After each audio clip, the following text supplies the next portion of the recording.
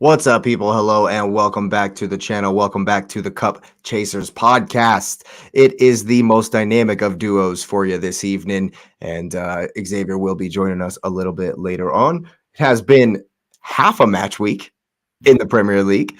We had 5 games over the weekend, and of course, there's been some action out in the Ivory Coast, I believe is where the African Cup of Nations is, and Qatar is hosting the Asian Cup this year, so we'll touch in on those as well. But let's go ahead and smash the like button. Go ahead and subscribe to the channel if you're new. Thanks for being here. Thanks for listening. We are on our way to 200 subscribers, and go ahead and get the notification bell on if you're enjoying all the content.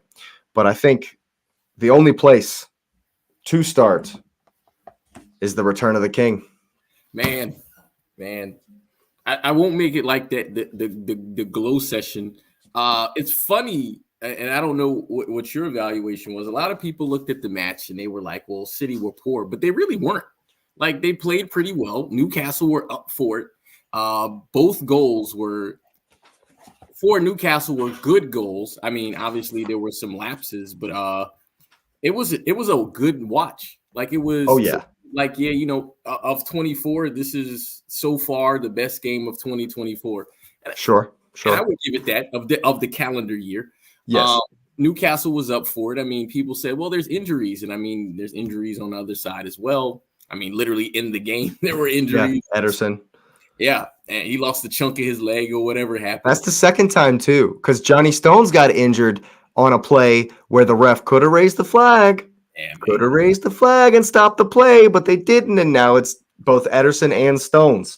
Yeah, and it's what I find interesting is that I watched the game. Like, there was a bunch of traffic because I was going to obviously the supporter spot, and I was in traffic because I was in the process of organizing some stuff because we're doing a fundraiser for some a soccer program that raises money for kids. So our supporters club is going to do a fundraiser and give away a signed original Julian Alvarez jersey off for this program. How'd you get that? Well, when Man City brought the treble trophy tour to us, and since we hosted it very well, we filled up the place. Nice. They brought the signed Julian Alvarez jersey from last season, so from the treble winning campaign. Yep. Mm-hmm.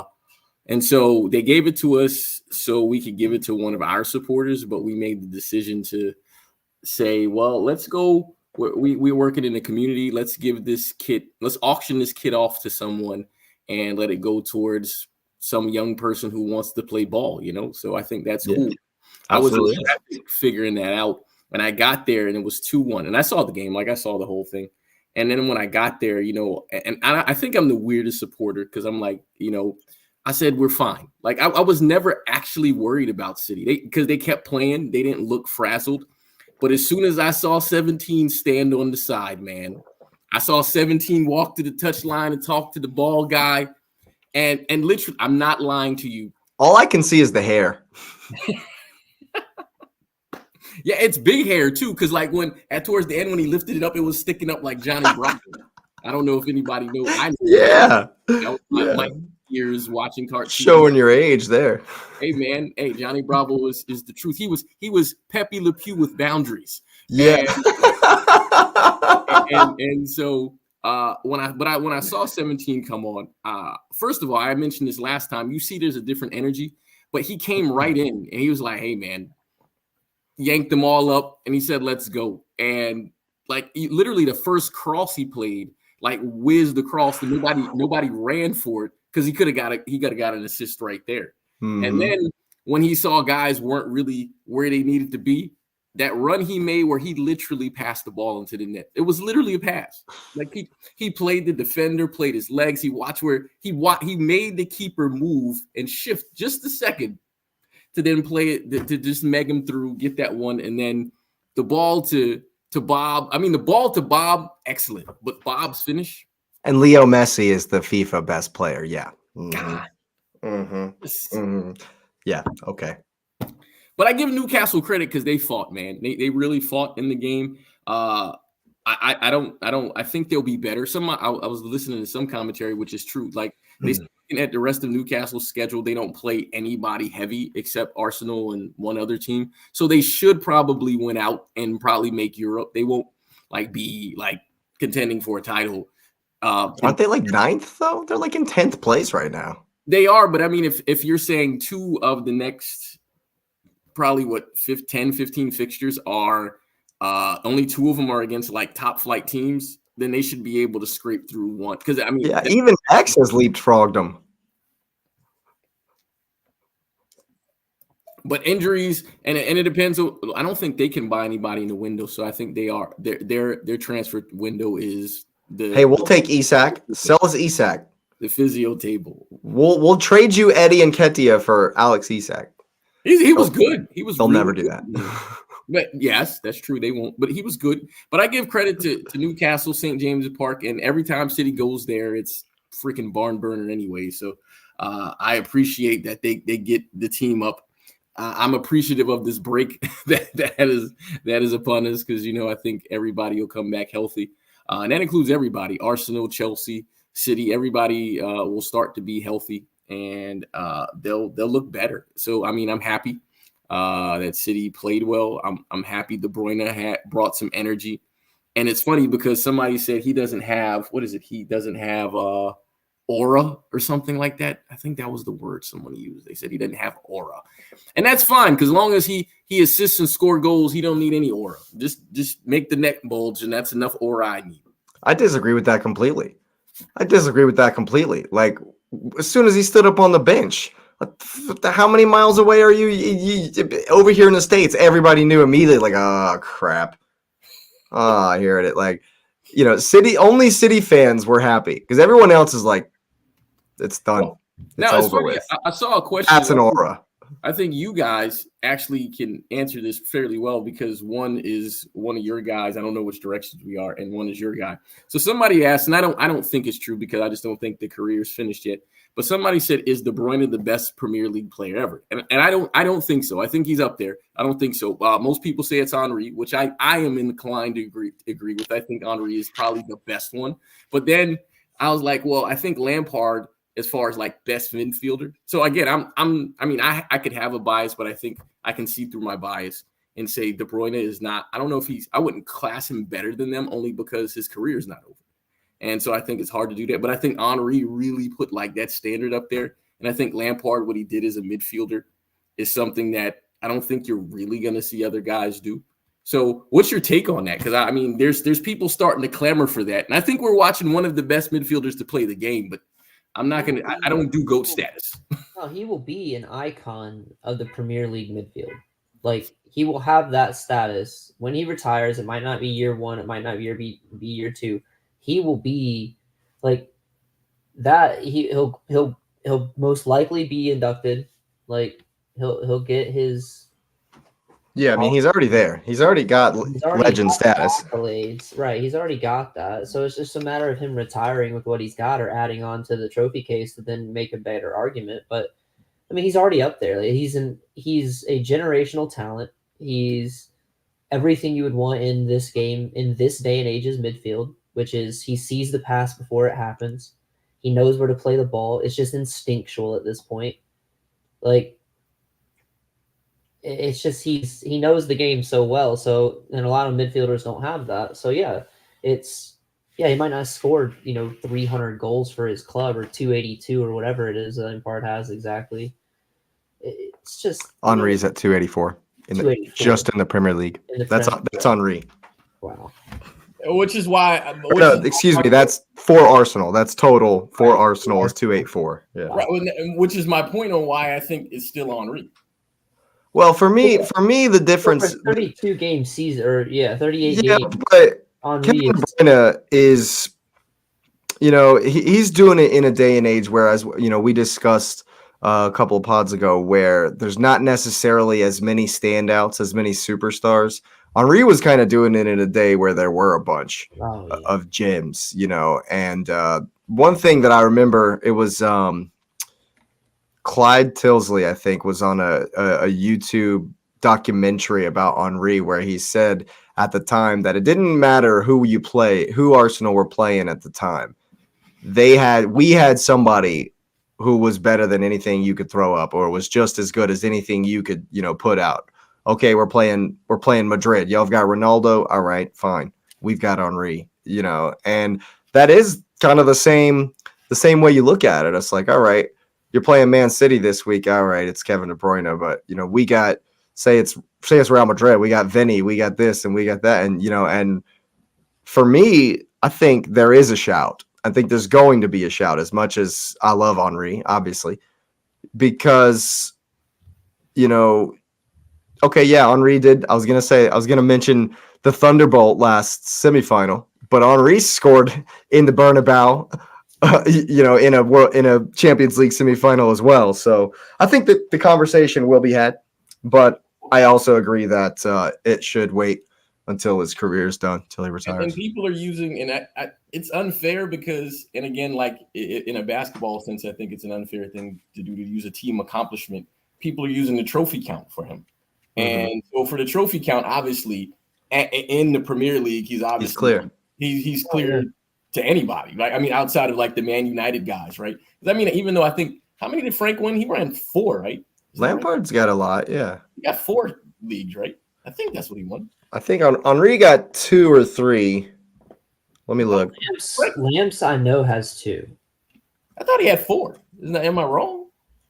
Because he won. It's 3. Mal 3. It's Mal. According to Chelsea FC, he's got the 12 Champions League, the 13 Europa League. He's got 05, 06, and 2010 Premier League, 7, 9, 10, 12 FA Cup, 5 and 7 League Cup, 5 and 9 Community Shield. 13 in total, and 14 if you count the Intertoto Cup with West Ham in '99. Exactly. Is that the Johnson's Paint Trophy Cup? Yep. Yeah, essentially it is. Yes, but yeah, I think absolutely that conversation will be had. And as much as I hate to say it, who knows if he wins the 4-peat, if he brings y'all to the 4-peat, if y'all repeat as Champs League, and he off the back of performances from him, then look, as much as my tribalism will, tell me to throw shade at him, I love watching him play. It's just pure class. Player. It's a fantastic player. Like the goal he scored against Arsenal at the Etihad, the first goal. Dude, I was like amongst a whole bunch of Arsenal fans at the time, but I was just like, oh my God. Oh, it's so beautiful. It's so gross, but it's so beautiful. Oh my God. And I expect that he'll continue that, especially after coming on twice now. He's come on as a sub, and completely, like, immediately he was the focus.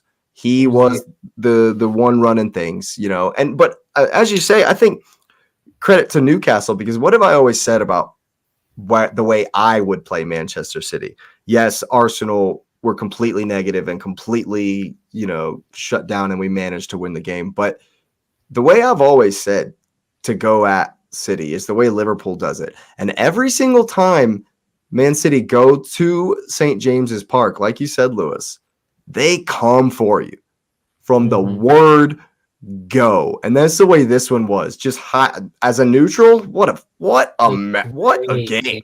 And it wasn't like errors and stuff. Because no. think about it, like when we talked about the Chelsea game, Chelsea City, which was a good game to watch, but it was errors everywhere. Oh, yeah. This game wasn't about errors. This was a good game. Yes, it was. Dude, Oscar Bobb's goal, too, the winner, for his first Premier League goal.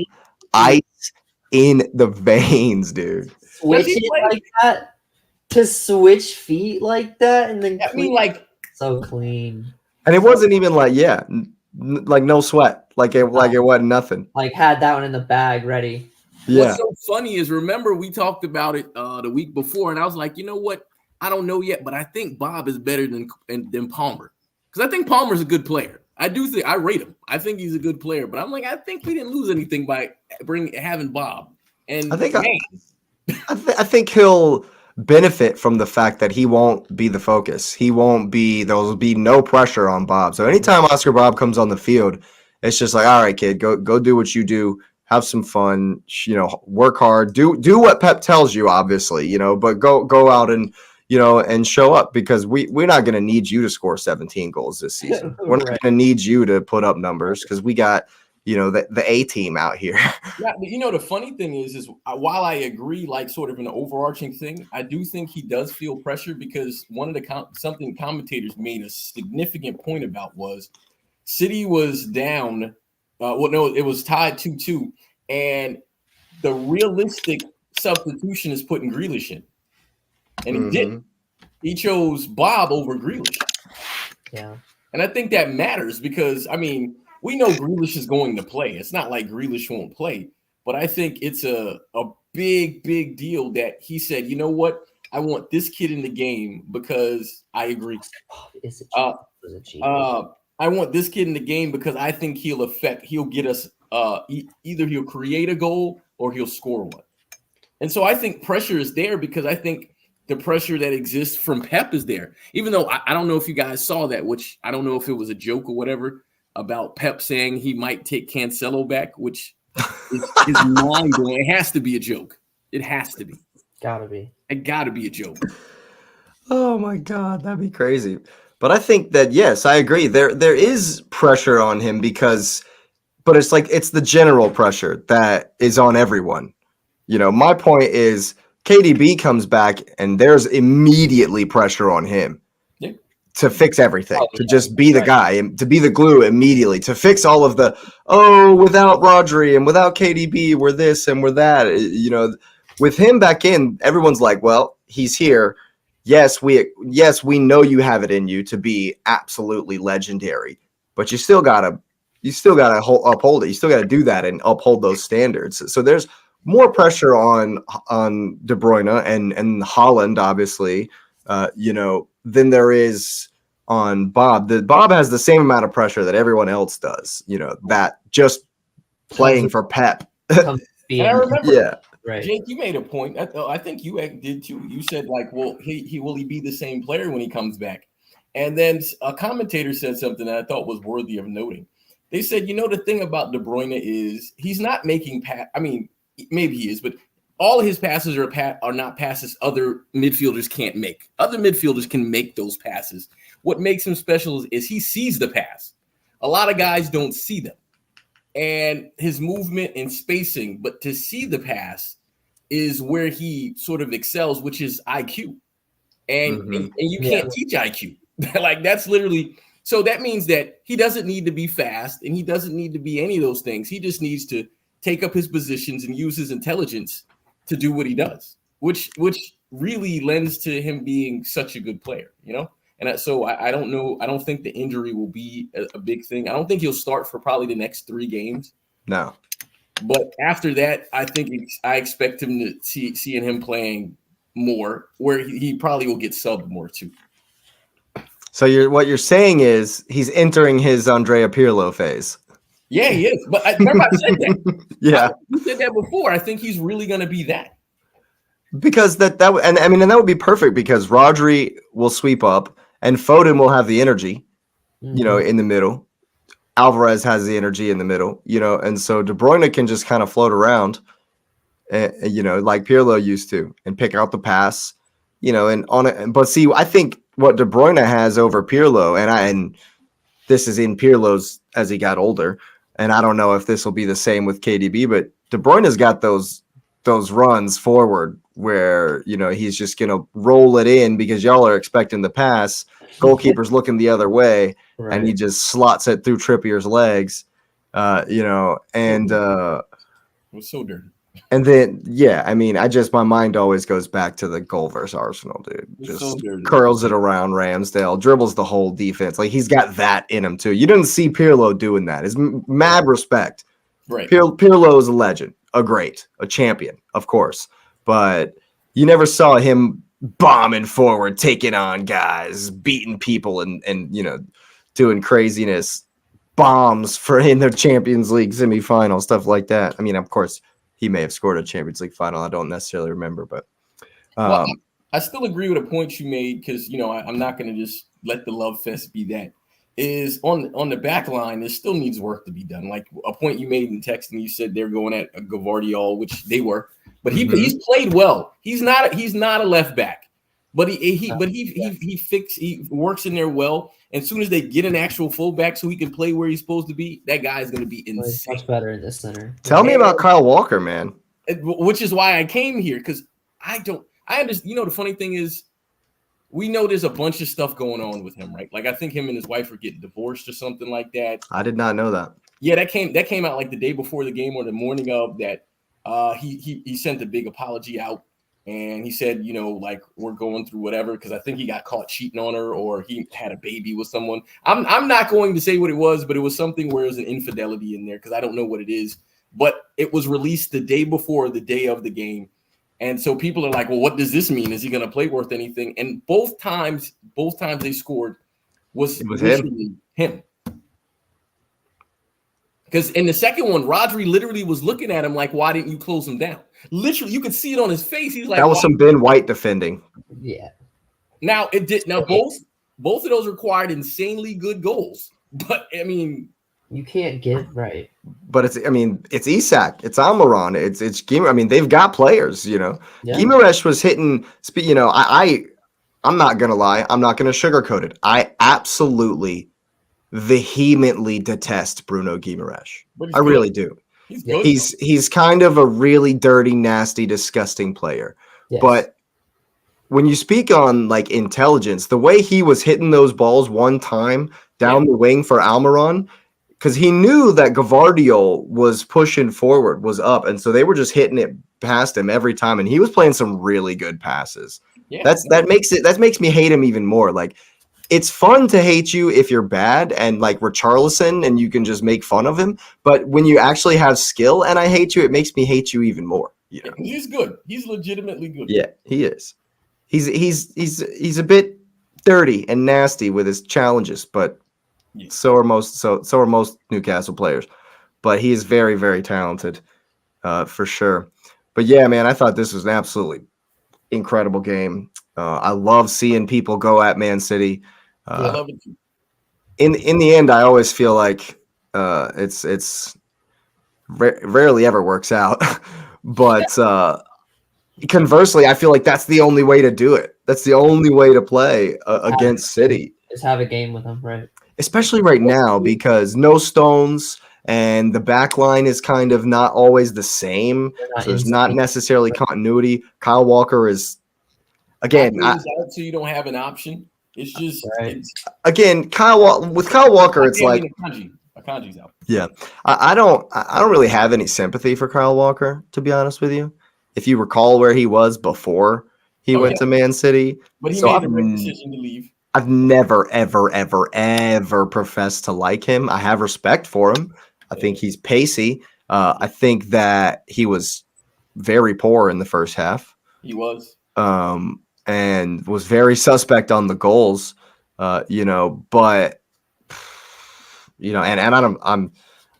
honestly don't care about footballers' personal lives. No, I'm not going to say that infidelity is great. But I'm not going to sit here and hate on him for what he does off the pitch. That's not what we're here for. Yeah. But yeah, like I say, now's the time to try to punch City in the mouth. Second place, 2 points off a pool. Yeah, I mean, Pep has never finished lower than third. Ever. Well, I mean, he won. So what are we? Yeah, that doesn't. The fact that y'all are still in second place, right in there, does not shock anyone. No. Pep doesn't finish below third. It's never happened. It doesn't happen. It's never happened. That's something you can look up, I'm sure. So I definitely think y'all are still the team to beat. Because as much as I've just said, now's the time to punch you guys in the mouth. Liverpool's defense is not as strong. Right. And they're relying on, the kind of back to the Gegenpressing that it's called for Klopp's rock and roll style, so to speak, and yeah, man, I just think that with De Bruyne back, y'all are gonna be flexing muscles. Yeah, it's starting to be a different city. I hope. Yeah, that 15 game run everybody has been waiting for has just begun.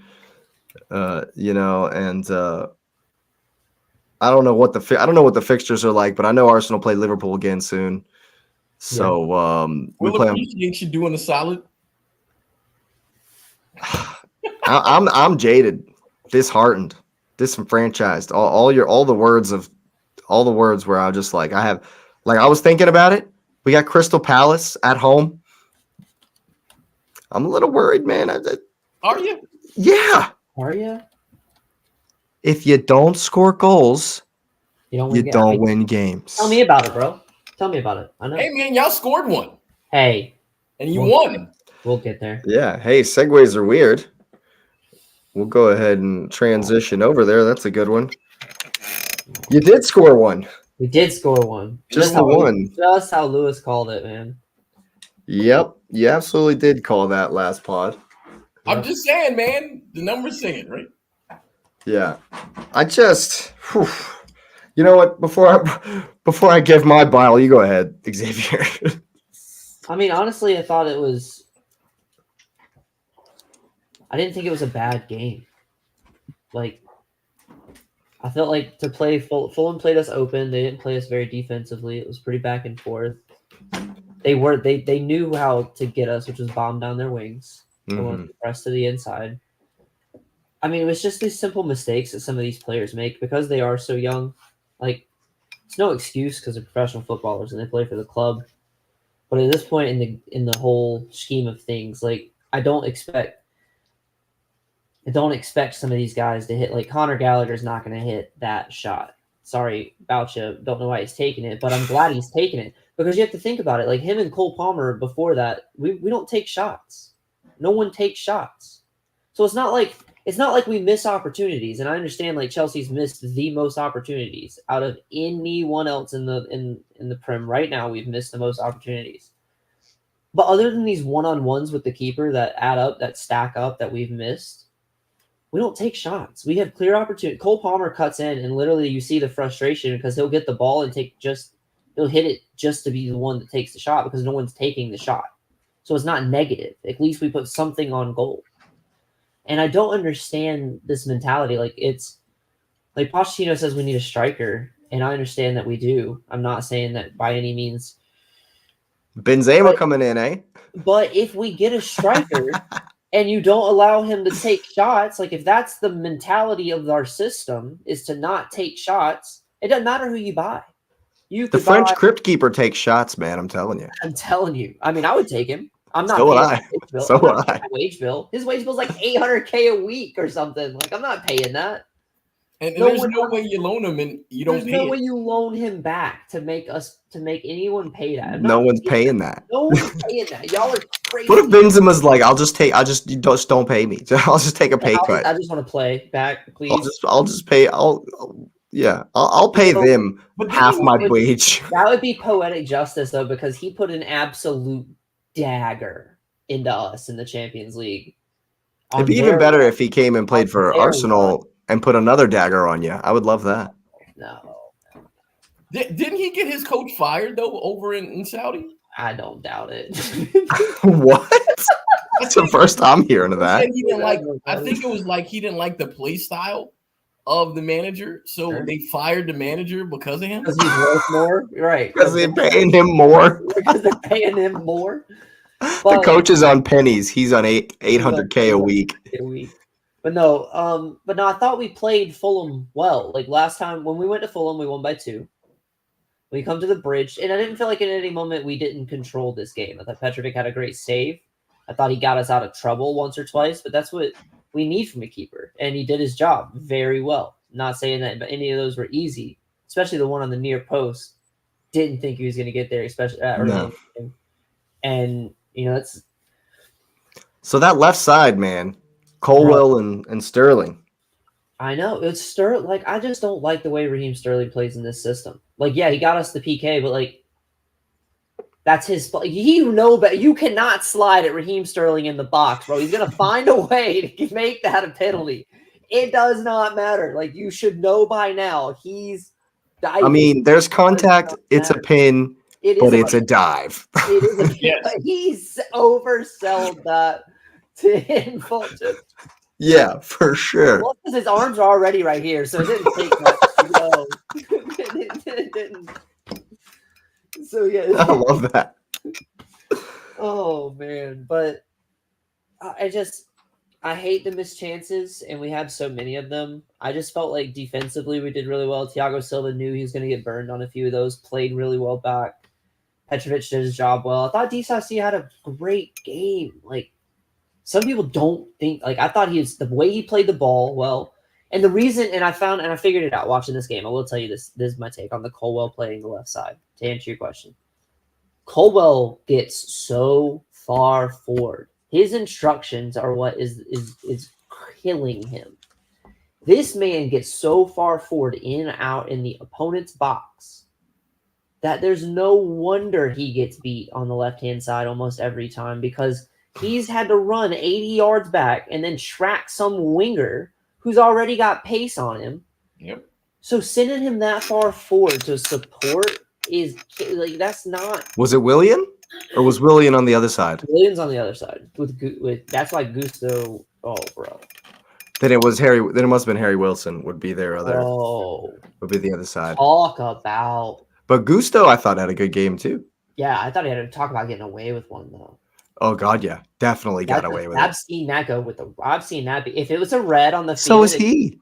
Oh yeah, dude. The last one. So is he. He's seen that given as a red before too. If it's a red on the field, it's a red. Like it's. Oh yeah. Oh yeah, dude. It's. I think that they've kind of backed off because when there was like 4 or 5 in quick succession where it was that kind of a foul, it feels like the next 2 or 3 they've kind of backed off. Bro, we got away with one. But it was close. That's an orange at least. Oh, for sure. He knew. He was like, oh, it's a yellow? Like, I'm not no. The cards came out early, so I was a little shocked that this stayed 11v11. Yeah, man. It was a bunch of cards. Yeah. It was real physical. I mean, I thought it was a great game. It was a great game to watch. It was a great game to. It's a derby. Yeah. And that's Paulina was getting into some tackles, dude. For sure. And I thought it was, like I said, like it was 0-0, but I thought it was a great. I'm glad we showed up. I'm glad we scored one. I'm glad Cole Palmer is still on his, streak of not missing a PK. I hope he, never misses one. I hope he has as good as a PK percentage as Eden had. Like he's gonna miss one. I don't doubt that, but it's like I don't think that if he's gonna be that guy for us, I want him up there in the 90 percentiles when he steps on the take, and he takes them confidently. He takes them just clean stroke ball, put it on frame. He's put it somewhere different. 3 of his shots. Mm-hmm. He's went this way 3, and then he's always picked a different middle 2 right. Well, he knows that the goalkeeper knows where he's taken every single shot he's taken. Yeah. The goalie's like, for 4 years back, I know where you've taken your shots. So I feel like when penalty takers step up, especially frequent ones, they have that in their head. Yeah. So it's like, all right, maybe this time I'm gonna do something different. That's why. Case in point was in the. I watched so many highlights right before we got on here. It was in the Lens and PSG game. Lens won a penalty kick 4 minutes into the game and hit it right at Donnarumma. Hit it right at him. He didn't move, saved it. Oh. Yeah, he didn't even move. And it was like, maybe Donnarumma knew that because he just stood there. He stood his ground, So I think that can be in penalty takers' head. It'll be interesting to see where Palmer goes on the next penalty. He's made all his penalties. He's made all of them. Yeah. Has Sterling won every penalty that Palmer has scored? Almost. Yeah. And but funny thing is, and when City supporters were talking about him, again, no one knocks him. But the first thing we said was like, that's very Balotelli-like of him, because Balotelli has he missed the penalty? He may have missed one, but I'm not Oh, sure. Balotelli. So we were just the sort of comparison. Yeah. Like Balotelli was our PK taker. Yeah. But yeah, I thought it, like you said it. I mean, it was a derby, and it was a good derby. They let him play. They let him play Yeah, physical. They let him go with a lot. I felt like I'm glad we came out on top. We could have very easily lost this game. I'm not saying that we dominated You Fulham. could have. It was our game to win. I'm glad we won and we were at home, but we could have lost this game. This game could have got out of hand very easily for us, and that's what worries me. Is because you said it when you were talking about the City Chelsea game. Those simple mistakes, if other teams and this is why we get punished. People in this league, it doesn't matter who we're playing, capitalize on those. We just got lucky enough to where we corrected those mistakes quick enough to not let it be clean enough for them to put something away. Like that's all this game boiled down to. And they gave us an easy one. We put it away, and then we controlled the second half. We were a little less risky in the second half. Yeah. Well, I mean, and the thing is, I mean, you're out of 10th, so you're not in the position. You're ascending up the thing, up the table, which I think is super important for morale. I think that's a really big deal, and that's all you're shooting for, man. We're one goal away from 8th, and if Tottenham would have done their job, we'd be in 7th. Balotelli, 47 penalties scored, missed 5. Okay. Well, he didn't miss any at City. Not for City, though. I've got one Reddit post here from 11 years ago that says he hadn't missed since 2009. Holy cow. He was a monster on the spot. Yeah, the PK. Yeah. A monster on the spot. Here's a 2015 article from Eurosport that says he's 27 of 29 for club and country. Yeah, he was solid for Italy too. That's true. He was solid. Yeah. Well. Oh wow. It says just because of what popped up when I typed it in. The best penalty taker ever is Blanco from Mexico, 71 of 73. Holy cow! The guy the one that we watched over the years that played for Mexico for from like 02 everything all the way up. There's a 2010 article here you're talking about it. No, this article is 2019. So yeah, that's crazy. But yeah, I think getting back to Cole Palmer, I think he'll probably switch it up. Keep switching it up. Oh yeah, and I'm really worried. Like honestly, like moving forward, watching this squad from where it's going. Like honestly, I really am worried because I believe, and I don't want this to happen, but I do believe Gallagher is going to get displaced in this squad. Really soon. I do. Yeah, I agree with that. I don't think he should the way he's playing, but I think he will. Sell him? I think he deserves it, and I do think they'll sell him. Pure profit. Oh, absolutely. And he knows that, and he wants to stay at Chelsea. That's why he's playing the way he is. But if you sell him, he won't play. I'm telling you, he will be another Mason Mount. He won't play the same way for you guys because there's no love in it now. They sold out for the money, and they can't play for money. That's not what made them great. They were playing for the club. That's what made them great. And they don't have that where they're going to go. That's why those boys will fail.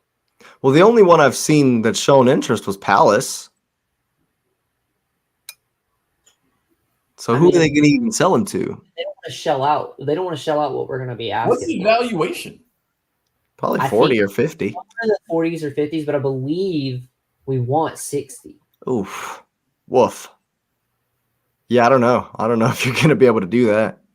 But that's why he's got, and that's what I'm worried because he's going to get displaced because he's going to have to make way for Caicedo and Enzo. They're in the midfield. They're shoe-ins. So what we spent for him now. That's the future. I don't agree with that because I don't. Bro has such a problem with Enzo Fernandez. Well, how do you deal with injuries? It's not like you injuries haven't been a problem. And plus, you're right. Connor gets the armband when he comes on. Right, and but that's what I'm saying though. It's so weird.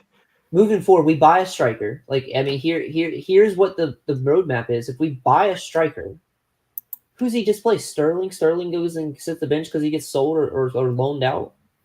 But then he has to what are we gonna do? Play 3 in the midfield, 2 wingers, and 1 9? Like, just leave him on an island by himself? Like, I just don't understand because once we get that fix, Nkunku comes back, he takes a starting role.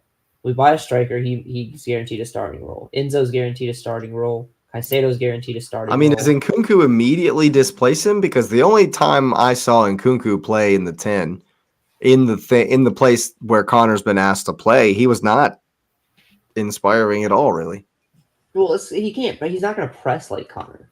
No. Like Connor's way more defensively mindseted than that. But that's the problem with him playing the 10 so high up. Like, and Enzo just is not the support. Like, Enzo just can't. I just don't see it, man. I just don't. You don't see the 100 million, do you? I do not see it. And I mean, other Chelsea fans, it's all like, even online, like, I just don't see it. Connor, I mean, yeah, like all day. I agree, and it's just, and I worry about. I think for with Connor Gallagher, it's he is given his firstborn son for the badge every single time he comes on the field, and that's already established. That's already ingrained in him. I think with Nkunku and maybe even a little bit with Caicedo, definitely with Enzo, like that connection is yet to be established with the club.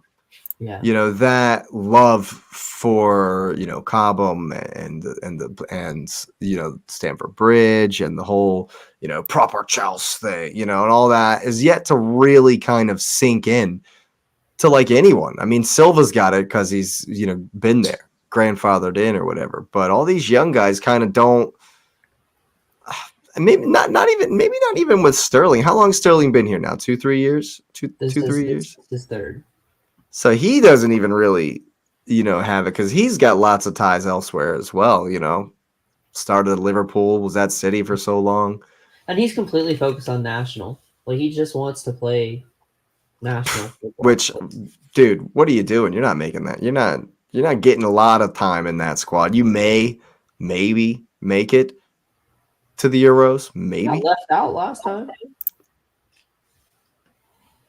You better start living up to that. I want to be Chelsea's top goal scorer comment. If you want get Gareth Southgate's attention, if you're gonna oust Jordan Henderson and Harry Maguire.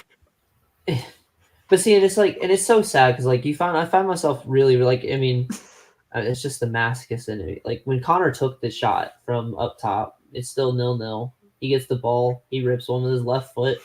I was like begging. I was like, bro, if he hits this, like, because it means so much more for him to score a goal. But then when he missed, oh yeah, it's just like, why'd you shoot from there? Exactly. Like, Connor, what are you doing? Right, you're never gonna score that. And like I get it. It's just his offensive mindset is very lacking for the positions that you ask him to have the ball in. So you're setting him up to fail on that end, even though you love the hustle and you love the defensive work rate and the interception rate that he has. But that's what's going to be the death knell, and that's they're going to use that. That's what the coaches are going to use, and that's what Nkunku's going, or that's what Pochettino's going to use to then either play him defensively, which then we have to switch the system, which I don't see that happening to keep him in the squad. I don't know, man. It's just. How are you feeling about Pochettino these days after the report there that it's a 3-day vacation for the boys? I mean, it's the break, right? It's. Yeah, okay. Okay. Y'all are in 9th.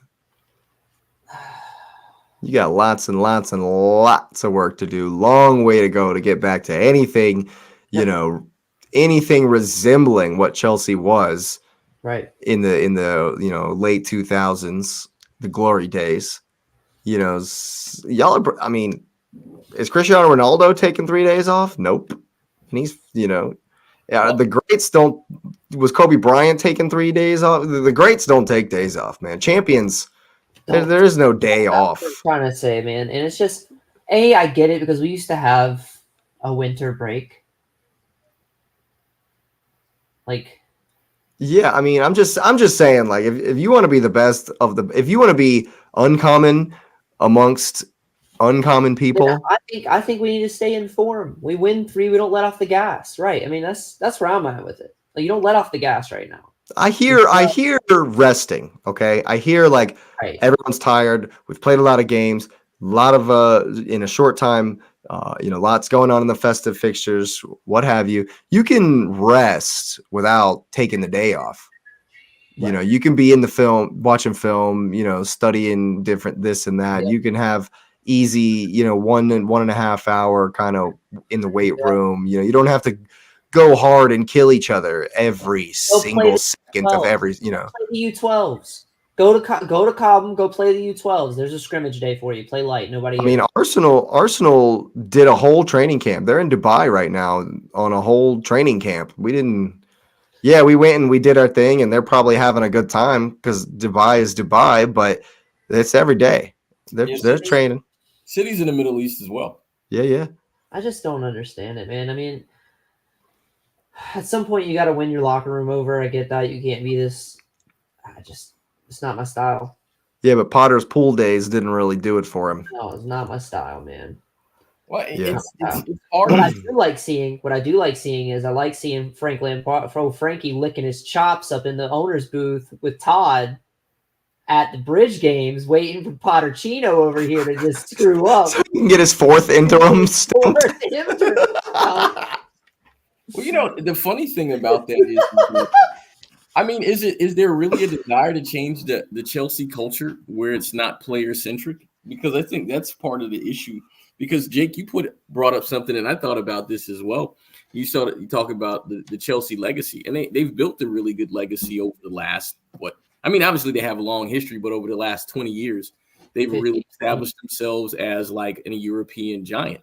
But I mean, and in the process of doing that, they weren't necessarily mercenaries, but it was always players first, and you were able to move managers in and out, and so now the fans and the ownership are kind of like, well, we'll just move managers in and out. But that's when, and it's always been your point, X, you've always had these guys who grew up in it. And so, yeah, it's players first, but it's players first because players are the fabric of the team. Right. It's what makes the DNA of these this guys, squad. Right, these guys you got coming in are not the fabric, so it goes to your point and Jake's point. So to send Connor away kind of it hurts so much. It's against that. It does, which means that you can't possibly be going back to where you were. If that's the direction, or you believe that direction is the correct direction. I think Connor is like one of the last straws for it to be that, because the way the Mount situation was handled, from it does not matter player side or coaching side, Mount, and it went without saying, Mount felt shafted when you let Tuchel go. Tuchel built Mount. So Mount didn't want to play for anybody. He didn't want to play for the club whenever you let Tuchel walk out the door. Y'all got some music or something playing in the background? Which one of you is that? Not me. I'm in silence, sir. Baby. Okay. Are you playing music? Like some Britney Spears or something going on. I'm like, what? What? It's Taylor Swift because the Chiefs won their game. Oh, okay. So we can get reactions and tweets. Oh my goodness. Yeah, the Swifties are reacting. That's what it was. There. Go Swifties with the Travis Kelce jacket. Yeah. Hey, the Cup Chasers are huge Taylor Swift fans. We don't want to get on the wrong side of the Swifties, man. They're various. They're about jump in the chat anytime. We'll bring her in the screen. Taylor Swift has a standing invitation to be on the pod. She can come in anytime she wants. Absolutely. Kristen just texted me. My bad. Sitting right outside the door, just playing music. That's all good. It's all good. Best life, man. That's how it gotta be. Hey, it's that Chelsea 3-day vacation. They're out there with Taylor Swift, living their best life. Oh my gosh! But your point, Lewis, man. I hope that's the case. And honestly, I don't want to lose that, because I don't care about Pochettino. What will it take to instill that in the new guys? Is it winning something? Is it as simple as that? It's not as simple as that. It's, say you win the League Cup. What will that do for the kind of? They need to win the League Cup. I mean, isn't that Tuesday? Isn't that this week? I think it would mean a lot for the boys to lift the trophy, to see the system and believe in each other, because that's what's very lacking. in this squad is none of these guys believe in each other, and you can see it. They have a lack of trust. They have a lack of understanding about where positioning might be, lack of pacing. Like when you watch these guys play a ball to each other, you can see that they look like they haven't played together in months or years. Well, a thing that I was also thinking, and I'm not sort of accusing you of that, but if they start just sending these guys away, then what makes them not a mercenary club? Because I mean, you're just signing guys for money, and then it just makes you mercenaries. The guys who we're gonna send away, which God forbid it is Connor, because if he goes, it truly, like I said, that's a loss of fabric of the club, like itself.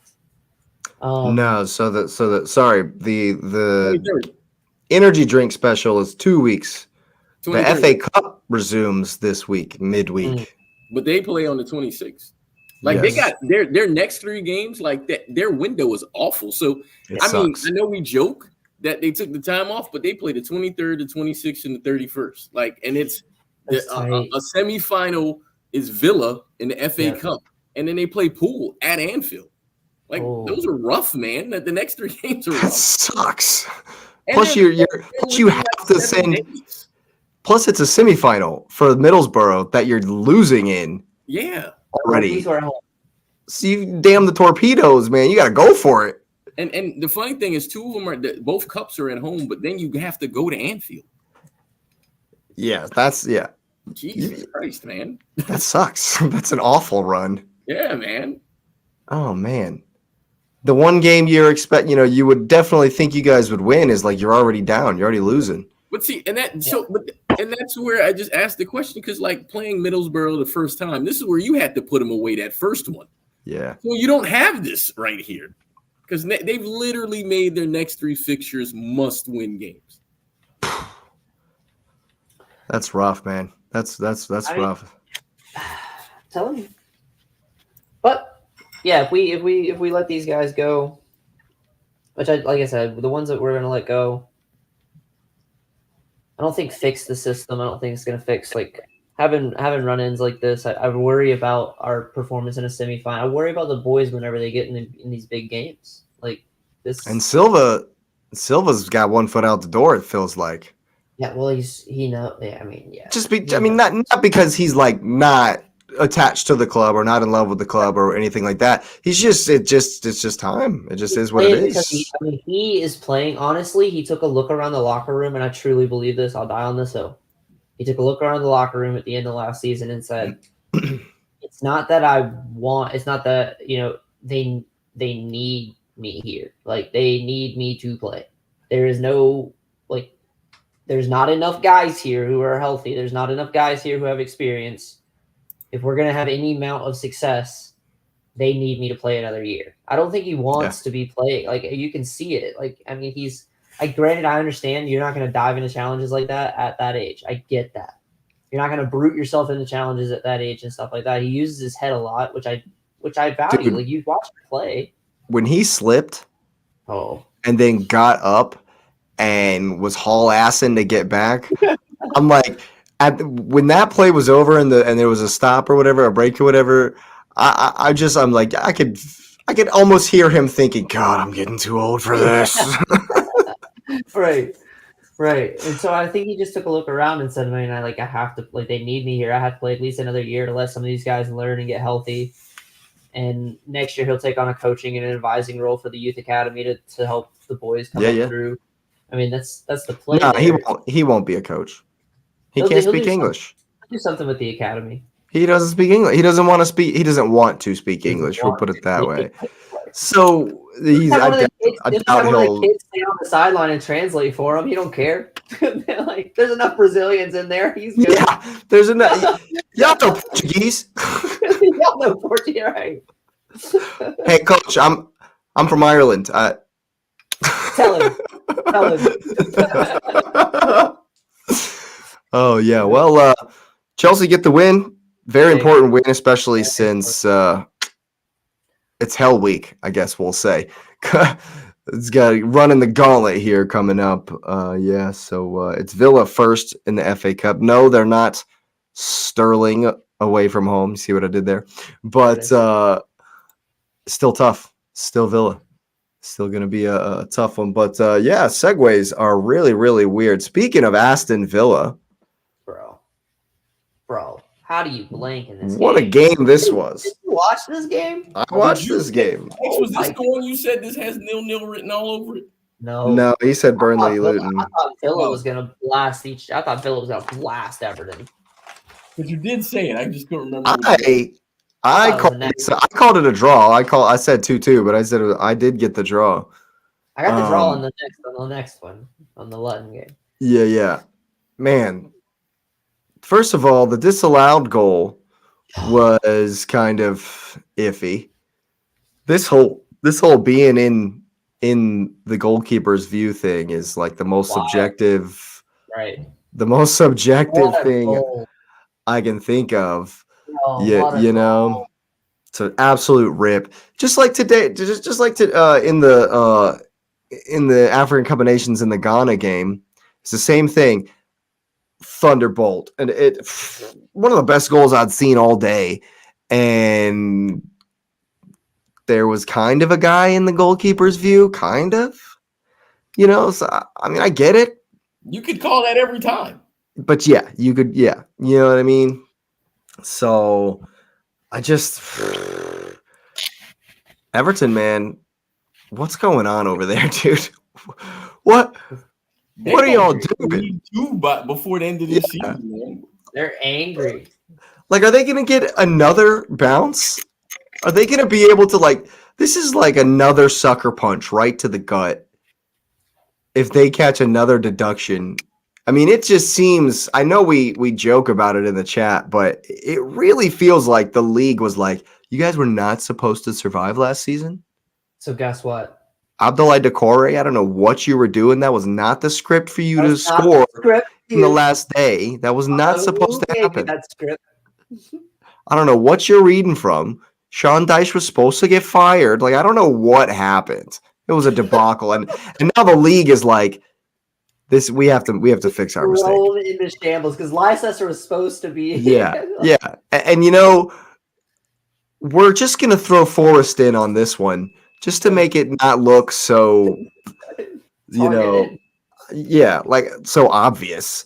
You know, they're playing well. They're playing halfway decent. But how are you not like discouraged by all this? How do you not get disheartened? You just gotta hope that there's worse teams in the league. I mean, Sheffield are worse. Sheffield are 20 points worse than Everton, unfortunately, for Sheffield. But.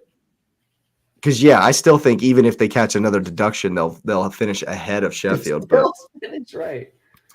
I mean, I got the table pulled up. Let me look at this right quick. That's awful. Yeah, they would only be 2 points back of Sheffield if they got another deduction. But if Forest got another deduction, they'd be down there in the basement as well. Not another one, just one deduction. But you know. If you look back at Forest's last 3 windows or so, it has been a mad rush of incoming, of expenditures. Yeah. But I think the Everton situation is like, because if you remember, they had the whole like ownership, you know, something was going on with the ownership right at the end of last season. There were like protests, and then they kind of like worked something out, or it was all really fishy. It all felt kind of sketchy. And now the Premier League, I feel like, is just like seizing upon it. They're like, a buyout or something like that, right? I don't know what it was, but and then it fell through. Yeah. And so it's like, it's all falling down on top of them. And I guess that what they were trying to do was in attempts to avoid what they're being punished for now. Sure. But it obviously hasn't worked. How about Luton Town and Burnley, though? If you talk about some luck, if Forest and Everton get deductions, man, and now y'all are out of the drop zone all of a sudden. All of a sudden, what? They get Oh their new my stadium. God. Even though there's the clamoring is growing that Luton is gonna make it on their own. I think they might. I think they might, dude. I think they just might. We'll At home, get. they're hell, man. I want to mention Villa's away from home before we get to Luton Burnley, but we'll definitely get there. I think that this game was very interesting to me. It was very kind of open game. Everton are being more open than I expected, but they also defend really well, very doggedly, and I thought they matched up as far as the midfield battle, which is where you figure Villa dominate, but they matched really well and were really strong. And it was I enjoyed this. It's one of those 0-0s where it's like, man, that was a good game. Yeah. You know, on the surface, not people who aren't fan of the game are like 0-0, snooze fest.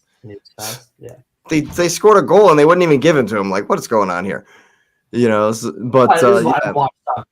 exactly, yeah. Well, but I thought it was actually a fantastic game. It is interesting how different Villa are away from home.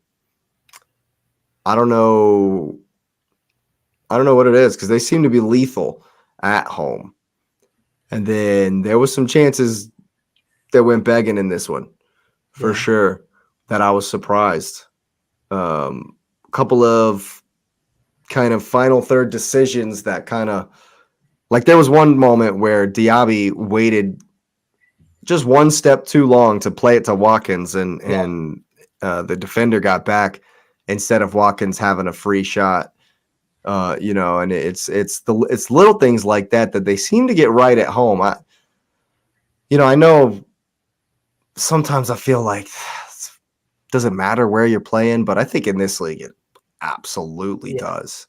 It's very interesting to me. You got to check the grass, man, because City started this thing where the grass wasn't quite right.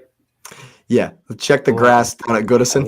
Yeah, we got to go. Yeah, you got to check the grass everywhere because apparently with Jurgen that's an issue too. So if Everton get a deduction for having their grass too long, why has City not gotten the deduction for the 14-inch grass yet? Well, one team wins when they do it. Yep. The same response as last time, huh? Yep. If you're gonna cheat, if you're not cheating and winning, then why are you cheating at all? Don't cheat at all. That's right. You gotta win if you want to cheat. Right. I agree. Yeah. But yeah. Oh my goodness. Villa are far away from home. It's interesting. It's a very interesting thing to me. Because they don't play different. It's not like a different tactic they deploy. It's not like a different system that's coming out away from home. No. I don't think he tweaked it too much either, Emery, at halftime. He tends to sometimes he does, but I thought this was a very fun game to watch. Was a little bit surprised that Villa didn't find a way through, but draw in the end, about right. I'm happy. I'm back in cheering against my rivals' settings because you have to stay, Jake. I'm telling you, we've been. Unless you're Lewis, you just have to stay that way in order to move up the table. It's the only way to get there. It's to just hope and pray that there are stumbles in front of us and hope for losses. Speaking of groveling and grueling and stumbling around, Burnley and Everton played out a fun game. This one was actually a real tight back and forth affair as well. And my comments was maybe a bit disingenuous there about it. This was a good game, and Luton Town, man. Super early, right? This was Friday. Burnley scored real early. Super early, and yeah. Luton were good, man. Luton were they controlled a lot of this game. They were able to really enforce their will upon the game, and it's good to see. Good to see. I still feel like let down by Burnley, a little bit underwhelmed. I thought Luton were the better team, to be honest with you. Over the 90, their strategy seemed to work a bit more. I just feel like Burnley are still suffering from the same thing of their tactics are maybe a bit too far ahead of their technical ability on average or collectively. You know what I'm saying? The constant, consistent sticking to playing out of the back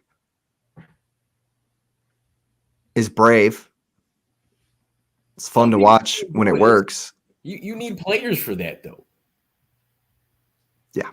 It's okay to hoof it up the field if you can't play that style, you know? I mean, speaking of hoofing it, Adebayo for Luton Town, the guy up top knocking down all the balls, had a fantastic game. Was having his way with them, you know, and I don't know what the environment's like at Burnley, so I don't know if Vince is under any kind of pressure, you know, but it's and, you know, with Forest and Everton about to drop points, big time points, and he'll be out of the drop zone, you know, but I think Burnley's going to be – I think Luton definitely have a better shot at survival. I think Burnley is going to really be up against it. Yeah. I mean, I don't know where they're going to get the points. It's going to have to be from the teams right next to them. You know, it's going to have to be the Evertons, the Forests. Right. Oh, God, Brentford have slid so far. But Ivan Toney's back soon. Yep. But, yeah, they're going to have to – Burnley are going to have to get points from Everton, Brentford, Forest, Palace, Fulham. Somewhere in there, like, and then maybe like a Bournemouth, you know, all the teams like right above them, or else it's because – from the top half of the table, I don't see it. I don't see points. I just see them getting thrashed. You know, like the likes of Spurs, City, Pool, Villa. Yeah, it's going to be rough. But Luton have shown they can hang at home at least with, you know, anybody.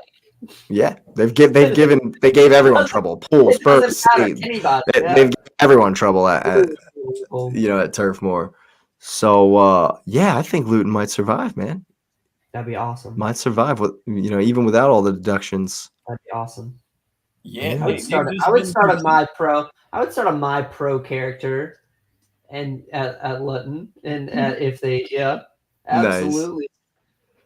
Yeah, I mean, they just kept plugging away in this one, kept doing their thing. They really love getting the ball down the wings for the crosses. Matt Doty is a fantastic crosser of the ball, and you know, I think that they stick to it. I like Rob Edwards. I do. I like his. You know, it's completely the opposite of Burnley because they know what it feels like they know who they are. They play within themselves, and they know what they can't do, and so they protect themselves against these kinds of things. It's real simple stuff, but it's effective when you execute. You know, even City, case in point, we've talked about the Arsenal goal earlier. Arsenal pressed really well on that play. They had to hoof it forward. Haaland knocked it down. De Bruyne won the second ball and ran roughshod with all the space. That's what Luton do, man. And if you get back, they're just trying to hit the wing and cross. It's real meat and potatoes kind of stuff. But like I say, when you execute, you know, you get 92nd minute draws, you know, that are huge, massive points in the season. And we've seen time and again over the years teams that have the same kind of deal and are able to have success in the Premier League.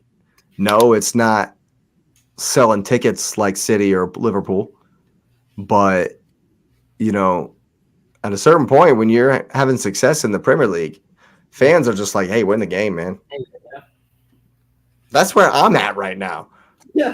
That's where I'm at right now. Just win a game. Score some goals. And the funny thing is people use the evaluation and they talk about style of play and this team was better for 85% of the game. The point is, what's the coach? I think it was Herman Edwards when he was with the Jets. You play to win the game. I don't care. You could play better than me For 89 minutes, I do not care. If I won the game, that's all I'm there for. Do you think Mao cared? I Oh, don't. God, no. 15 goals. He did not I care. don't You care. can't. You cannot score on me. I do not care how anyone plays. Don't care. You're not going to win. Yeah, You have to score goals to win. absolutely. My goal is to have one more than you. That's it. That's it. Speaking of not knowing your style or how you're playing. Oh my gosh, this game The Man U Spurs game was awesome. was a Man U Spurs game. It was Spursy and it was United all in one.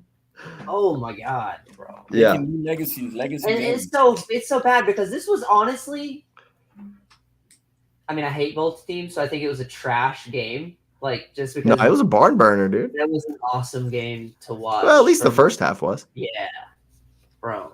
Yeah. Crazy first half, dude. Although the announcers are so far up United, bro, I can't. No, it was Graham Lasso.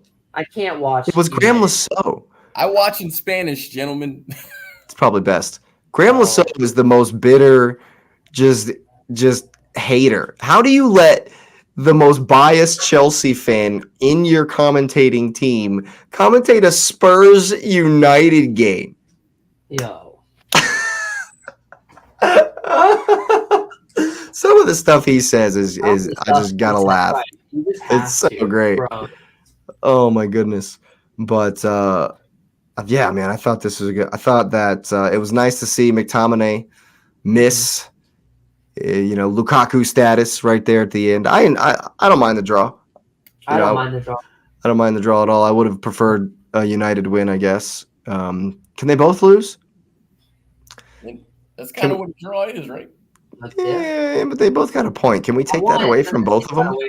Yeah, I want to figure out how can we take a point from both of their totals? Is that something? 3 red cards each. Can they both score at the same time? Yeah. But Lisandro Martinez was back. Yeah. Looked decent, I guess. Tell me about your boy, X. Timo. Yo, had the assist. But my favorite comment of oh my god. He's a one-on-one, wide open, just burning down the field. Rips it, dude. Aim for the Bayern fan in row Z19 because now he's got German affiliations over in Bundesliga. What? That was great. That was so great. You don't understand how to deploy him by now, then obviously you don't. You didn't watch a whole lot of his career. No one at Chelsea knew how. Supporting cast, he created more chances for someone else other than himself that entire campaign for us. He's not there to score goals. He's literally go run up the field and do the FIFA pass. Here you go, buddy, and just let them. Don't let me shoot. Don't let me shoot. If you can't keep up with me and make me shoot, we're screwed. I'm not gonna lie, man. Timo is perfect for Spurs. They're made for each other, dude. Oh, yeah, dude. Y'all are made for each other. Chelsea days. I love it. Yeah. Oh, God. Until Sonny comes back. That's a joke. That's a laugh, man. Oh, my goodness. No, that's not a comparison at all. As much as I hate Spurs and Son, I rate him way higher than Werner. Bro, and I hate that Rashford somewhat played well. He looked decent. He actually looked decent. I think that I was texting Brian during the game, and he was telling me about how nice to see that Højlund and Rashford are kind of starting to click a little bit. Yeah. Had some good build up, some good link up. Højlund's goal was an absolute banger, just smashes it home. You're never doing anything about that. But the Spurs goal was almost the exact same too. All he did was smash it at on the second one. The second one, yeah. But man, great result. I enjoyed it. Great game. Glad it. Draw is probably the best result for everybody. Yes, for everyone. That's not. I wouldn't have mind because y'all are all so far away from us. I kind of needed United to lose more than. Yeah, I hear that. That was just hey man, you're only 9 points back of Spurs and Arsenal. Not making up 9 points. But okay, so I hear you because Ham's at 34, United's 32, and you're tied with Brighton. Only one goal back on 31. Their next game is like Sheffield or somebody like that. It's not. So it's not the hell week y'all are about to go through.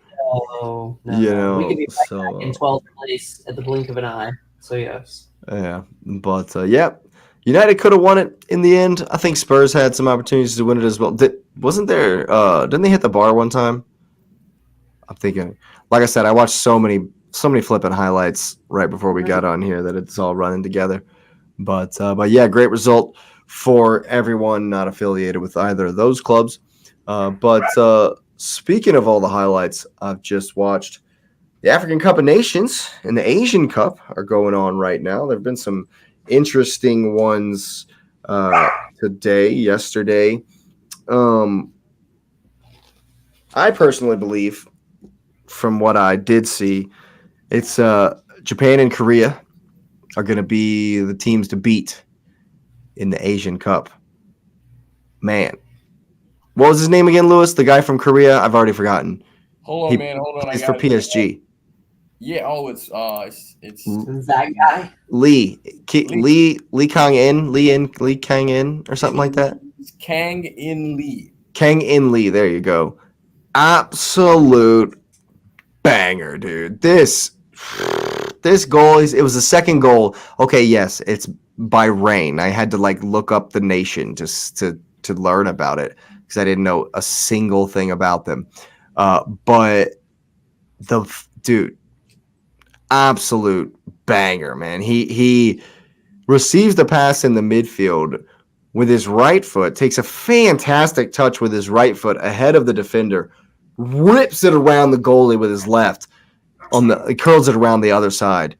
And this guy was on my radar since the last Champions League game because I think it was when Paris played in Newcastle. No, that was the 4-0. I think when Newcastle went to Paris, dude was running rampant. Dude was having a game. And so I think that with the firepower Korea has, again, it was by rain, so they'll have tougher opposition soon. But they're a strong candidate for sure. And then on the other side, do you guys remember Takimoto? I forget what his first name is, but Minamino from Liverpool, for Japan, the Japanese forward. Yeah, he used to play for Liverpool. Had a couple of. What's his name? Minamino. It's like Takamori Minamino. Yeah, I've never seen that name before. Had a really good game. Scored a couple of goals. Looked real calm in front of the net for Japan. They're strong, man. Japan looked good. They were playing some really good stuff. Some real intricate passing, and I was very surprised to see that both Bahrain and Vietnam, who was Japan's opponent, really put up a fight. Vietnam scored a goal on a corner kick where the dude makes a near post run, score goals, makes the near post run and dives in front of his man, does the seal move, and flicks it into the far corner. I was kind of half watching it, and I looked up and I saw him do that. I was like, oh my God, that's crazy. And at that point, it was 1-1 in its 12th minute or something. Heck of a game. Japan ended up winning 4-2. I think it was 2-2 at halftime. Yeah, great game. So there's definitely been some good action going on. That is in Qatar. And I do want to mention something that's got me really confused. And I think Lewis made a great point about it before we got on here. All of the graphics for the Asian Cup say AFC Cup, AFC Asian Cup 2023 Qatar. All of them, all the different games, the same graph. And at first I was like, okay, they've just messed that up. That's just a typo. But then 2 different games, the commentator said the 2023 Asian Cup.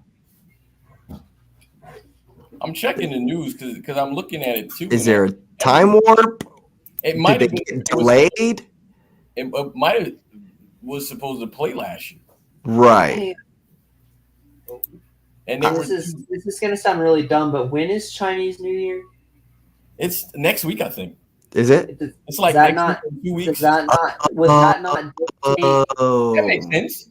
Look, yeah, X. That's what I'm talking about with the cultural knowledge. You that makes total sense. that does. I honestly thought it was a lot closer to actual New Year, but I remember it being Nailed it.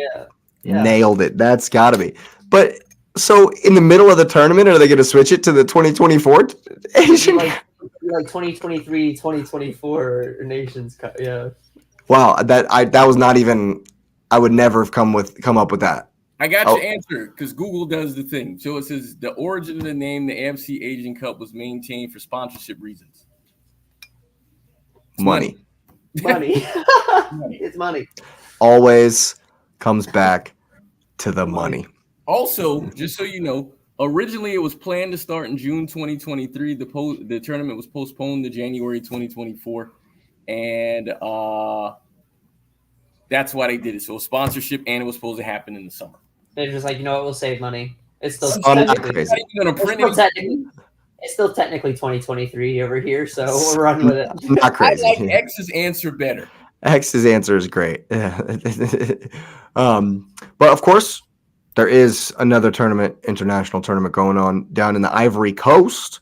And I caught a few of the different highlights. First up, Mo Salah takes a 93rd minute penalty to save Egypt's bacon versus Mozambique. Mozambique, man, with the 1-2 punch. They were down for like 20 minutes or so. And then out of nothing, just in 3 minutes, scored 2 goals. Yeah, man, it was, dude, the scenes, bro. It was great. It was great to see. I love seeing Mo El Nini on the field. I know he's never going to get into the Arsenal team, but I'm a fan. And so see him running around out there with Mo Salah was fun. For sure. Egypt get the 2-2. It's all first round. This is all first games of the tournament. And another one I wanted to mention, Cape Verde. Yeah, man. Beat Ghana. Got the dub. Ghana. And the second goal that they scored in the 93rd minute, in like the 90th minute, it was like the 88th minute as well. The defending from Ghana was looking like Sheffield United out there. Like, oh my goodness gracious. It was like a throw-in. The cross came over from the side, and the defender goes up, heads it backwards. Dude, and then this is terrible. And then 2 guys with it. And it falls to the forward who just has a nice little tap in. The keeper also missed it too. It was bad. It was a debacle, an absolute train wreck in the back there. Some shocking stuff. And you want to talk about scenes. The Cape Verde players ran into the stands. They climbed up. They all, and the substitutes, the goal scorer, everybody, they ran up the stairs and into the stands to celebrate with all the fans.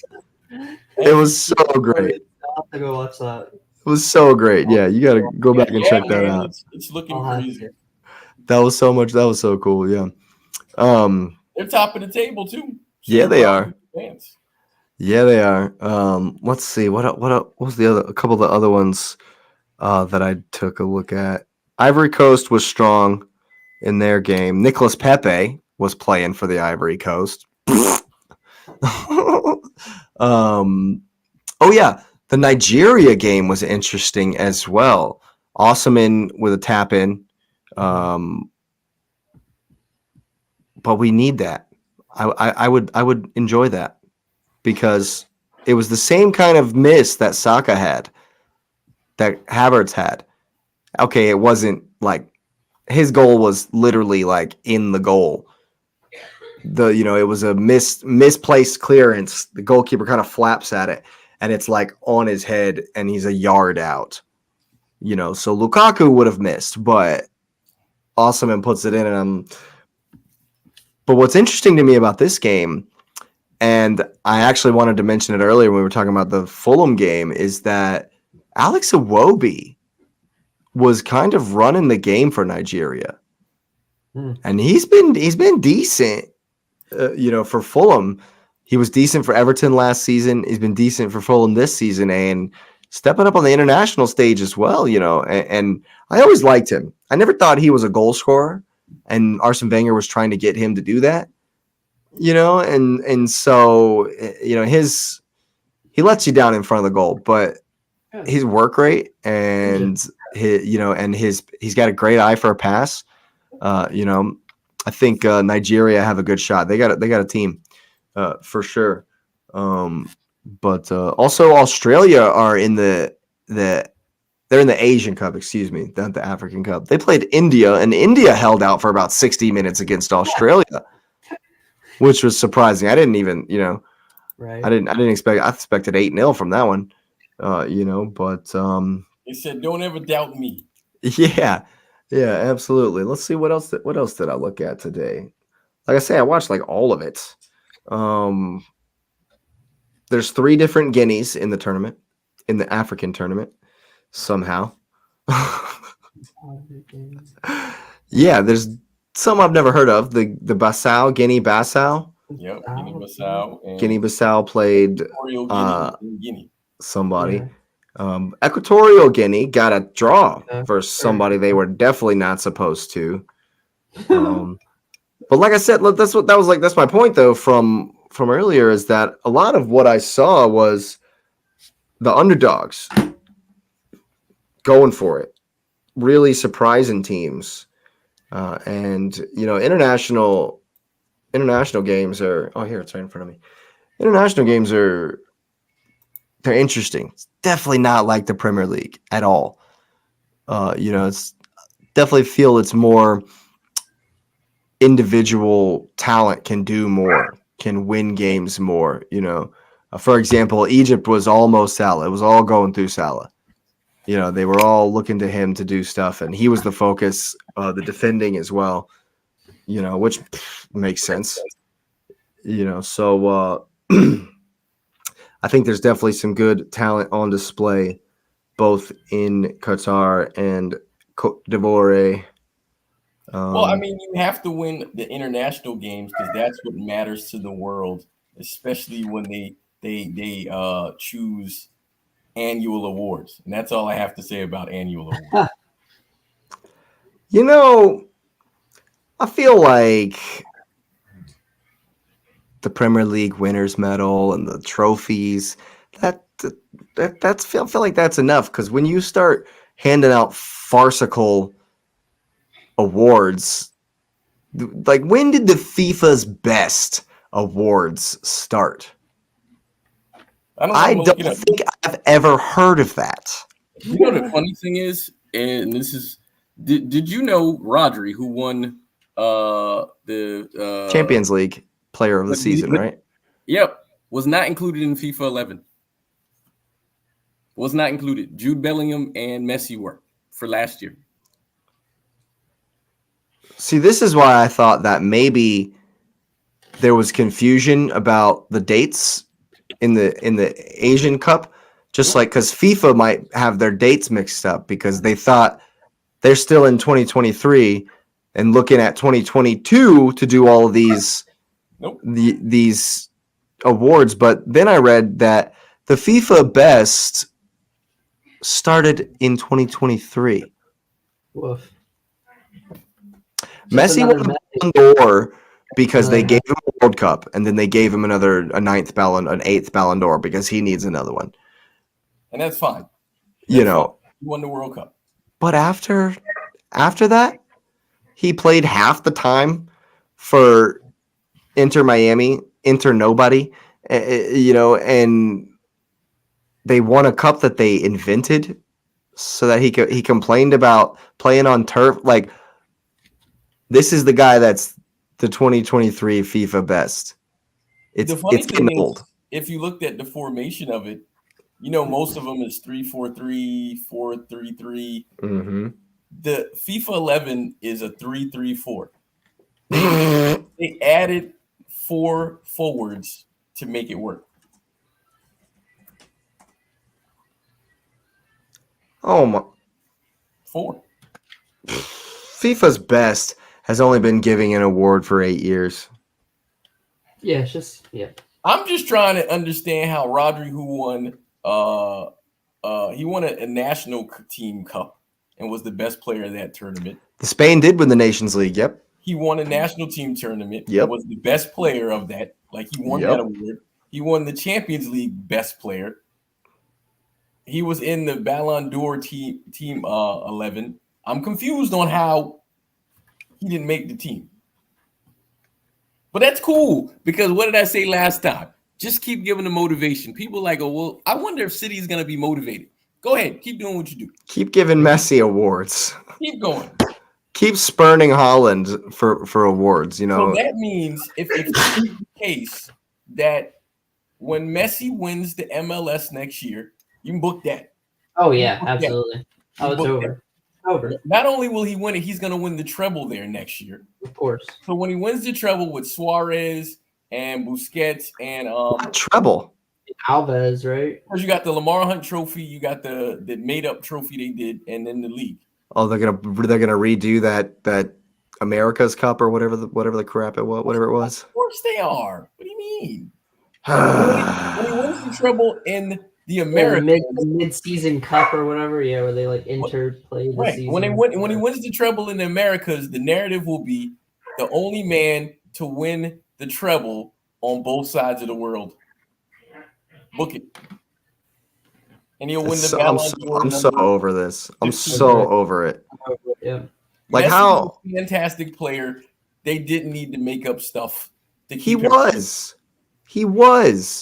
But when he came to MLS, he stopped. He walked. He went to Paris. He went to Paris. He was done. Bad there too. Yeah. He was just bad at Paris because the league around him was halfway decent and the players around him were halfway decent. His time in Paris counts for this year in the award he won. No, it doesn't. Were you watching? No, it doesn't. Were you watching? Were you watching his games at Paris? They're not counting that. They're not looking at his performances on the pitch. Of course they are. No, they're not. They're looking at the jersey sales. Yeah.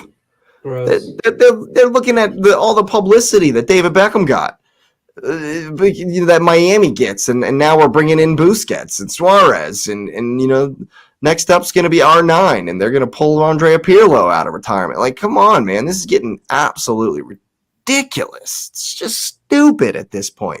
Watch the game. The best part is when people are saying that people who disagree are just Messi haters, and I'm just like, I wish I hated Messi. I think he's a phenomenal, historic level player. We'll never see anything like that again. Why do this? I had the man's jersey in my closet. Why do this? I was Messi over Ronaldo pretty much the whole time until last year. I've always been CR7 camp, man. The funny thing is, Ronaldo had numbers to make it. He wasn't even included, and Ronaldo scored the most goals in the calendar year last year. Bro, because they can't give credibility to the Saudi league. But the MLS is the greatest thing since sliced bread.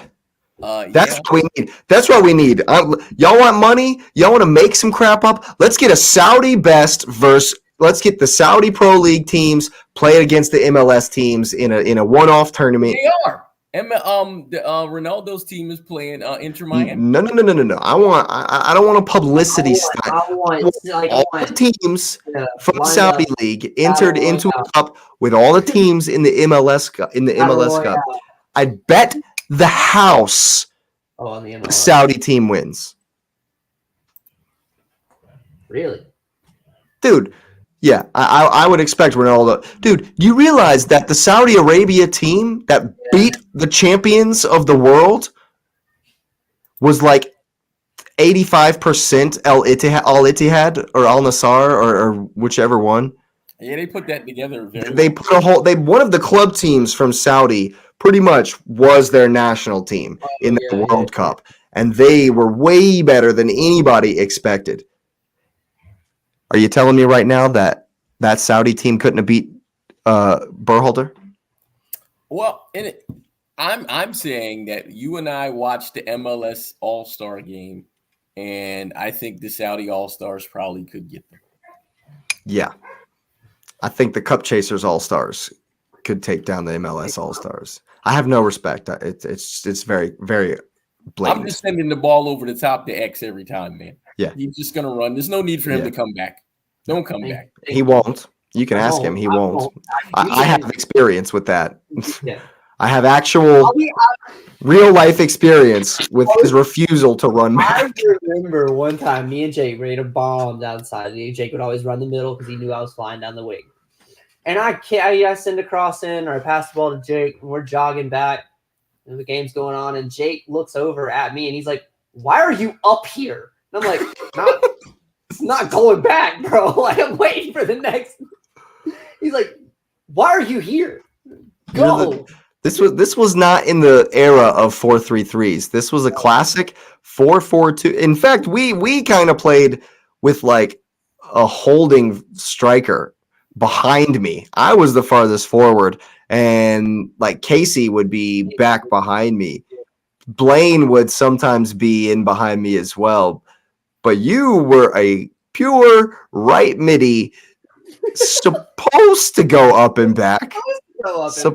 Supposed to, but the up and then no, let's just stay up here. Well, that's because like he broke his controller and that direction doesn't work. The back doesn't work. X wouldn't even run back in the Wednesday night pickup games. Not like that. I don't.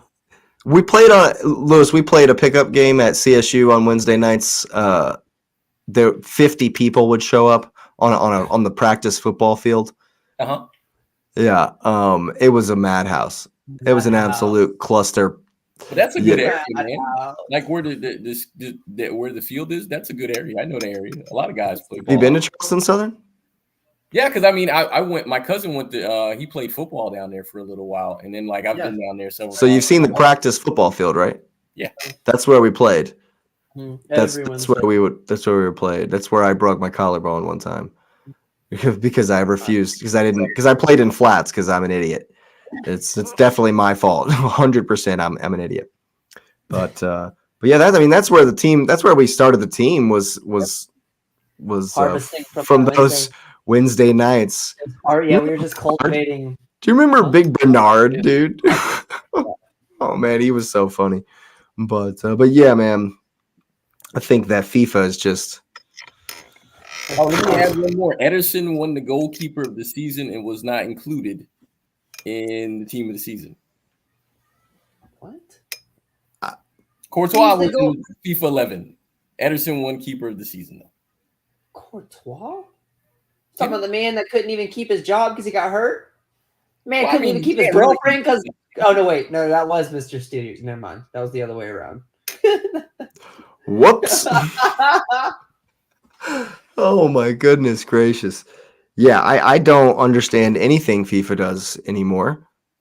That's literally how many decisions back to back have they made that were like, what?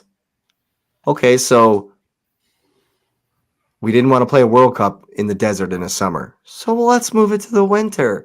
Everybody will like that. No. I love that idea. And guess what? In 2034, we're going to have a World Cup on 9 different continents. That's right. We're going to Mars. And in 2040, we'll have it on the moon. Yeah. In 2046, the Interplanetary Premier League will be started. I'm like, come on. Like, what are y'all doing? Well, I'll go play on Mars. Hey, I've seen John Carter. You know the kind of leaps, the kind of distance I can get? I'm used to this gravity here. On Mars, man, we could be rip a ball. Yo. What happen is Messi will be in his rocking chair. Oh yeah. And he'll kick the ball and he will win the Ballon d'Or from his rocking chair. From Mars. Messi's 89 years old, wins the Interplanetary Ballon d'Or. Good grief. the 10th time. Can you imagine though trying to play soccer on Mars? That'd be so much fun. It'd be so much fun. The ball would soar. Gravity is super heavy. No, it's the other way around. Gravity is 1/6 what it is. It's 1/6 what it is. So that means that like our muscles would be used to so much weight that when we like ran, we would have to relearn how to move. So X would run back on this one. He'd have no choice. Like one step backwards and no, I'm still not doing it. all you would have to do is one leap. It's just one jump back to the okay. Yeah, never mind. Because what if the ball heads back this way and I needed that space? That's as long as he's on side, right? That's it. Yeah, well, that's why he loved those Wednesday night pickups. There was no offsides. There were 50 people on the field, Lewis. There are no rules. There were hardly even teams. We had pennies. I think there were like 3 or 4 teams. There were like 3 teams at a time or something at one point. It was wild. We only organized it once. We only tried to organize it like 1 or 2 times. Yeah. It was that's a new sport. Oh my goodness. Yes. But anyway, it's definitely been a good one. Lots of games coming thick and fast all around. There's more AFCON. There's more Asian Cup coming down the pipe. FA Cup is in the week again as well. And the second half of match week 21. I'm actually, we've got an hour and 40 minutes and hardly mentioned Arsenal, and it's soothing. We didn't lose this week, guys. We didn't lose. Or just like Kai, I just didn't show up. It's just we didn't have to. We didn't. Hey, man. Arsenal's had a great week. Fantastic week, man. Been real Saturday, positive. Mm-hmm. Yeah, we had a 7:30 game on Saturday. But we will definitely get the previews in on Thursday. Yeah. So I'll go ahead and hit the notification bell so you know when that's coming out. Subscribe to the channel if you're new. Of course, thanks for being here. Thanks for listening. We are on our way to 200 subscribers. And let's go ahead and let's get 200 likes up on the video as well. Again, it has been a wonderful time. Thanks for being here, and you will see us next time.